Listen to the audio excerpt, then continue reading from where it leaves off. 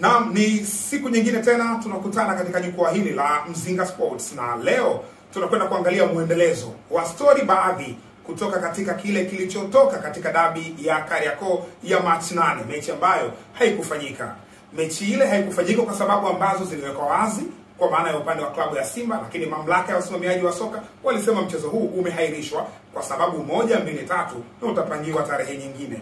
Hivyo basi kwenye jukwaa hili la Mzinga Sports tulikutana tukaangalia michezo 7 ambayo ilivunjika, haikufanyika kabisa kwa sababu ya mpinzani mmoja kutokuja uwanjani, yani aliingia mitini.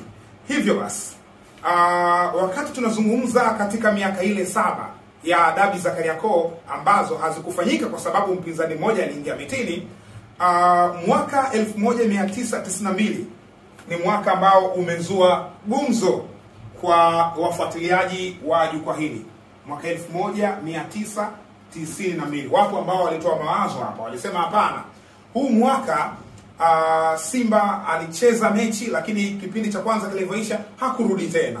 Wapo wanaosema huu mwaka Yanga hawakutokea uwanjani moja kwa moja, lakini uhalisia unabaki pale pale kama nilivyoeleza hapo awali, na utafiti wao unafanyika wa kina wa kutosha, ndio tunapanda hapa katika jukwaa kwa ajili ya kukupa kilicho bora. Hapa ni ukweli mtupu. Hivyo basi mwaka 1992 mechi haikuchezwa kabisa kama ambavyo niliongea awali, kwa maana Yanga hawakutokea kwa sababu ilikuwa tayari wao walishatawazwa kuwa mabingwa. Sasa kwa sababu washakuwa mabingwa, mchezo wa mwisho ulikuwa ni dabi ya Kariakoo dhidi ya Simba. Kwa hiyo waliona kama kuharibu CV kwenda kucheza na Simba, endapo itatokea wanapoteza basi itakuwa ushindi wao hauna raha. Kwa hivyo hawakutokea katika huu mchezo, maana yake hata maandalizi kabisa ya mechi hii Yanga hawakufanya. Hivyo kwa lugha rahisi, wananchi Young Africans waliingia wapi? Mitini mwaka 1992. Sasa kuna watu wanachanganya hiyo ya Simba kuingia mitini. Haikuwa ameingia mitini kwa maana ya kwenda uwanjani. Alienda uwanjani akacheza kipindi kimoja, kipindi cha pili hakurudi. Ilikuwa ni mwaka 1991. Mwaka 1991 mnyama alicheza dabi ya Kariakoo kwenye kipindi kimoja tu, dakika 45 tu za kwanza, 45 za pili mwamba aliingia mitini. Ilikuwaje? Nimefanya utafiti wa kutosha kwa kuzungumza na sosi mbalimbali, kwa maana ya wachezaji ambao walikuwepo kwa wakati huo na baadhi ya viongozi ambao walikuwepo kwa wakati huo, na ndio maana nikawiwa kupanda tena katika jukwaa hili kwa ajili ya kuja kuweka wazi kitu gani kilitokea.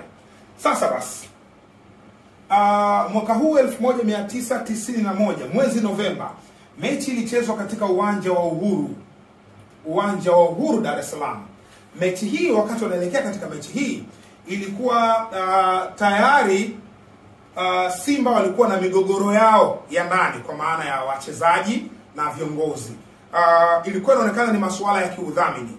Wadhamini wawili ambao walikuwa kwenye kikosi hiki cha Simba ilikuwa kama wanavutiana kamba, yani kila mmoja anataka kuwa top katika udhamini pale, hali ambayo ilipelekea hata wachezaji pia kujigawa, kwa maana kuna wadhamini walikuwa na wachezaji hawa, alafu kuna mdhamini alikuwa na wachezaji hawa.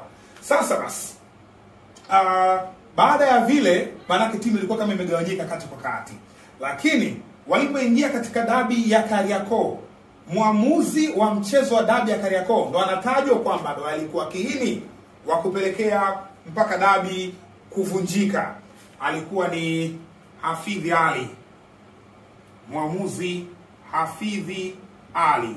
Huyu ni muamuzi kutoka Zanzibar, na muamuzi huyu wakati huo alikuwa ni muamuzi mkubwa kweli kweli kwa miaka hiyo ya nyuma. Alikuwa ni muamuzi ambaye anakwenda kuchezesha hata mechi za kimataifa kwa maana ya nje ya Tanzania. Ameshachezesha hadi Kenya na maeneo mengine. Sasa basi ukubwa wa muamuzi huyu ulipelekea wakaaminiwa kuchezesha hii dabi ya Kariakoo, na haikuwa ya kwanza, ilikuwa tayari ameshachezesha kadhaa. Lakini kama ilivyo katika soka, waamuzi wamekuwa wakihusishwa na klabu. Inawezekana ikawa ni kweli ama sio kweli, lakini wamekuwa wakihusishwa na klabu, na hiyo sio tu Afrika, sio tu Tanzania, hata huko barani Ulaya tumeona klabu ya Manchester United ikihusishwa na Howard Webb. Kwa wakati huo alikuwa akitajwa kwamba ni mnazi, ni mpenzi wa kikosi cha Manchester United. Sasa kwa upande wa Hafidh Ali, alikuwa akinasibishwa na klabu ya wananchi Young Africans. Ukweli unabaki kwake mwenyewe, lakini alikuwa akihusishwa na klabu ya Young Africans. Sasa basi, katika mchezo wa katika dabi ya Kariakoo hii ambayo ilipigwa mwaka 91 na kuvunjika, mechi hii ilichezwa kwa dakika 45 na ilimalizika kwa suluhu, yani hakuna aliyeona lango la mwenzake. Na ikumbukwe, kuna watu wamekuwa wakisema Simba ilikuwa imefungwa goli 2 ndio wakaamua kuvunja mchezo wa kurudi kipindi cha pili, lakini kwa vyanzo vya taarifa zaidi ya vitatu vimethibitisha kwamba mchezo huu ulimalizika kwa sare, kwa maana ya suluhu kwenye dakika 45 za kipindi cha kwanza. Sasa watu wanasema mabao mawili kwa sababu gani? Kwa sababu baada ya Simba kujivunja na kutorudi tena uwanjani, mamlaka ya soka walimpa Yanga mabao mawili na point 2. Kwa hiyo 2-2 ndo matokeo ya mwisho ya mchezo huu baada ya Simba kutokurudi uwanjani. Kwa hiyo watu wanafikiri kwamba, kuna baadhi ya watu wanafikiri kwamba hii mechi mpaka half time ilikuwa 2-2, Simba hawakurudi, lakini haikuwa hivyo, ilikuwa ni 0-0. Sasa tukio lililotokea na kusababisha Simba wasirudi ilikuwaje? Nilizungumza na mzee wangu Idi Pazi Father, golikipa wa zamani wa Simba na ndio golikipa ambaye alikuwa langoni katika mchezo huu. Alieleza kwamba katika mchezo ule kuna kipindi mwamuzi Hafidh Ali alikuwa amemsogelea golikipa Idi Pazi Father, lakini wachezaji walikuwa wa kutosha katika eneo lile. Kuna mchezaji mmoja wa Simba alimpiga kwa kichwa yule Hafidh Ali, huyu mwamuzi. Baada ya kumpiga, mwamuzi akawa kama anataka kuanguka, lakini ilionekana kama ni bahati mbaya, lakini Idi Pazi akawa amemshikia na kumweka sawa.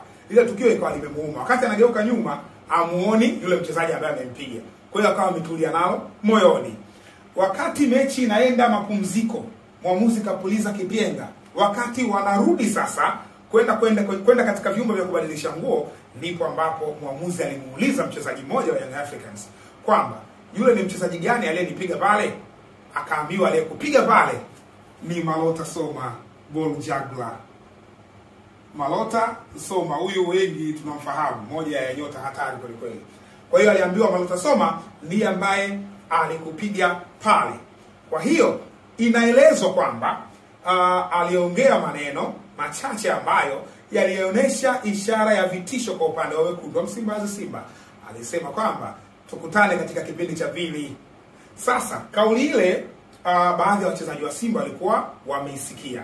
Walipokwenda katika chumba cha kubadilishia nguo, Idi Pazi Father ambaye ni golikipa amethibitisha kwamba yeye ndo aliongoza kumwambia mfadhili wa klabu hiyo, kwa maana ya Azim Dewji, alikuwa mmoja wa wafadhili wa klabu, akamwambia kwamba tusirudi katika hii mechi kwa maana ya kipindi cha pili, kwa sababu maneno ambayo amezungumza mwamuzi ilikuwa inaashiria hatari katika mchezo.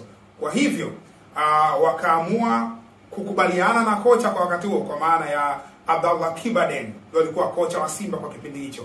Na tayari mwenye fedha yake amesema kwamba hakuna kurudisha timu, kwa sababu ilikuwa inaonekana kwamba kipindi cha pili mambo yatakuwa magumu sana. Na tunafahamu kwamba hizi timu zinapofanya vibaya, timu ikifungwa magoli mengi, viongozi wanakuwa katika hali mbaya, sometimes wachezaji wanakuwa katika hali mbaya, na inabakia kama kumbukumbu kwamba msimu fulani klabu ilifanya vibaya kwa sababu tulikuwa na kiongozi fulani, kwa sababu mchezaji fulani alifanya kitu fulani. Kwa hiyo hayo mambo yapo katika siasa za soka kwa miaka mingi iliyopita huko nyuma. Hivyo basi Idi Pazi Father golikipa alimwambia Azim Dewji, aliwaambia na wachezaji wenzake na technical staff kwamba hii mechi hatutakiwi kurudi tena uwanjani, tunatakiwa kuingia mitini. Kwa hiyo katika kipindi cha pili mashabiki wamekaa kule wanawasubiri mnyama atarudi hapa, atarudi hapa, atarudi hapa, atarudi hapa. Wapi?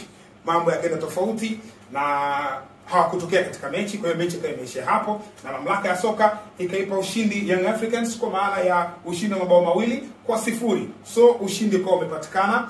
Hivyo Sasa hii ndo watu wanajaribu kuichanganya na ya mwaka 92. Sasa mambo yalikuwa tofauti. Hapo nimejaribu kuweka clarification zaidi. Na siku nyingine tutaenda kumsikia kabisa Idi Pazi Father akielezea juu ya sakata hili. Mimi nilizungumza naye kwa njia ya simu na akanieleza hiki ambacho nimekileta hapa mbele yenu. Sasa tujikumbushe angalau kidogo, mwaka huu baadhi ya nyota walikuwa 8 na 8. Kwa hiyo tukipata nyota angalau watatu hivi kutoka kila eneo, itakuwa tumekumbuka kitu kizuri sana. Nyota kwa upande wa Simba ambayo ilijivunja katika kipindi cha pili alikuwa Idi Pazi Father. Na huyu ndo alikuwa langoni pale. Alikuwepo Method Mogela. Alikuwa mlinzi pale nyuma. Aidha alikuwepo Frank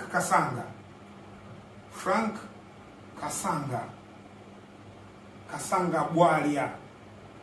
Huyu anatokea hapo Tandika, maana usifikiri kwamba hii Frank Kasanga ukadhani labda ni hii Bwalia ukadhani labda ni Mzambia, lakini hapana. Lakini pia alikuwepo Malota Soma Ball Juggler. Naye alikuwepo kwa wakati huo. Kwa ni baadhi ya nyota ambao walikuwepo. Wengine unaweza kuongeza hapo katika comments nyota gani unawakumbuka kwenye Simba hii ya msimu huu. Lakini kwa upande wa wananchi, Yanga walikuwa na nyota kama Steven Nemes ambaye alikuwa langoni. Nemes huyu ni golikipa pale langoni. Alikuwepo Abubakar Salum au Sure Boy. Yes, sasa huyu Salum Abubakar huyu ndio babake mzazi. Sure Boy. Lakini pia alikuwepo Thomas Kipese.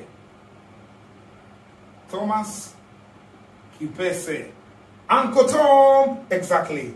Na alikuwepo Kenny Mkapa